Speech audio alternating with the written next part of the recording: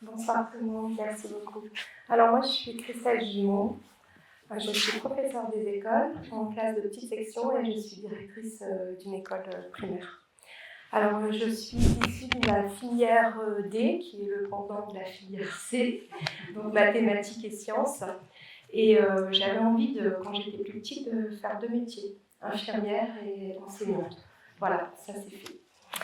Donc j'étais en reconversion professionnelle et je suis rentrée à l'école normale et j'ai obtenu un 2I, donc le diplôme d'instituteur. J'ai passé ensuite une licence. J'ai également, lorsqu'il y a eu le concours de professeur des écoles, passé ce concours pour rentrer dans le corps de professeur des écoles. Et en parallèle, j'ai pu être inscrite sur la liste d'aptitude pour être directrice et exercer cette fonction. Il y a 7-8 ans, je me suis inscrite en Master 2, en évaluation des systèmes éducatifs, et puis aussi en Master MEF-PIF. J'ai passé aussi une certification universitaire en français, donc ici à FGA. Comme on disait, c'est une formation, c'est un métier qui demande une formation tout au long de la vie, donc j'ai pu être formée par l'éducation nationale, donc au travers des stages départementaux de circonscription et d'animation pédagogique, mais également fait des formations par moi-même, comme par exemple des séminaires où je me suis inscrite également en tant que jury de conférence au niveau du consensus du CNESCO à Paris.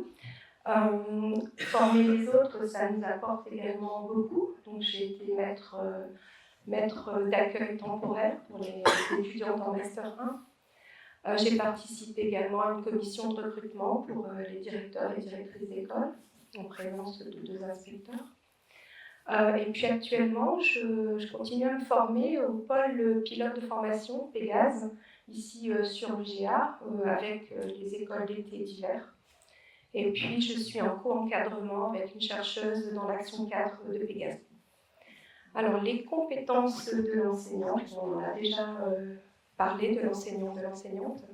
Patience et curiosité, parce que c'est vraiment le cœur du métier.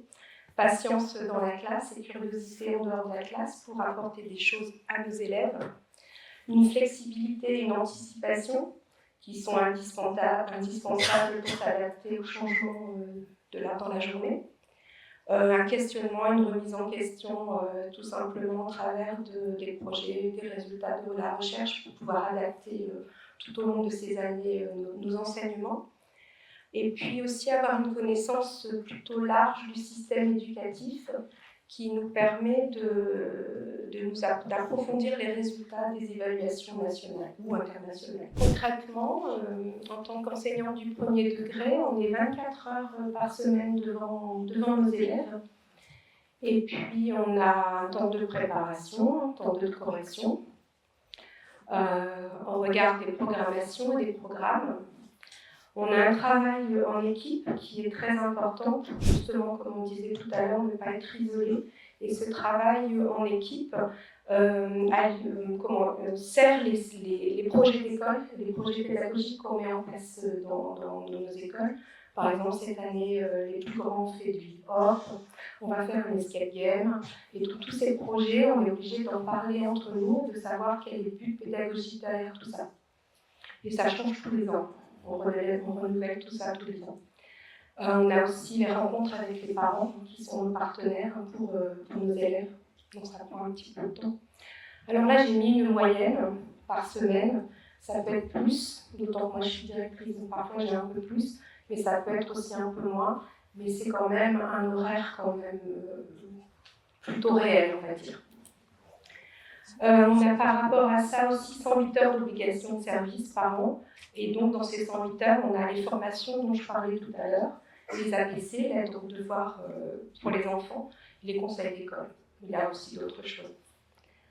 Alors, être professeur des écoles, c'est être devant des enfants de 3 à 11 ans. Et donc, ça demande une adaptation importante. Parce qu'il faut bien connaître le développement de ces enfants qui est énorme, entre 3 ans et 11 ans. Donc c'est important pour pouvoir bien enseigner. Et puis on a aussi nos élèves à besoins éducatifs particuliers.